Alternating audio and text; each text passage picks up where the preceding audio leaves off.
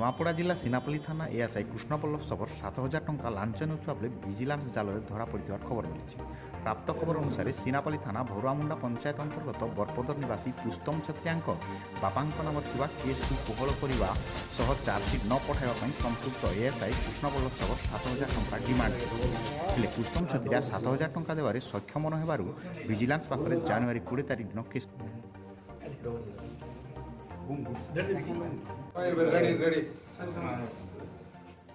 अभियोगकारी होती पुस्तम छत्रिया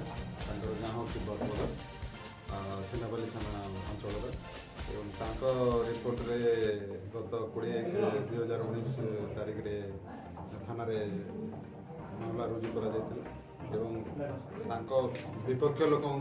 रिपोर्ट बापा ना केस रुजु होता ऐसे सबर बाबू बापा को से केस रे चार्जसीट न करने केस को कोहल करने से आज 7,000 टंका लांच नौता समय धरीचु एवं तदंत चालू रही।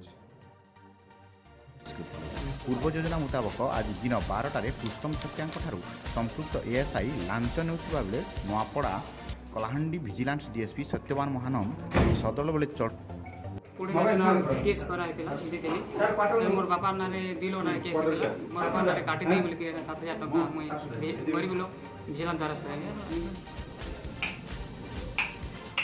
करी एएसआई कृष्णपल्लभ शबर को गिरफ्त करते। यही चढ़ौरे विजिलेंस डीएसपी सत्यवान महानंद समेत Nuapada inspector Shivaram Sahu Bhawanipatna inspector D Vasudev Rao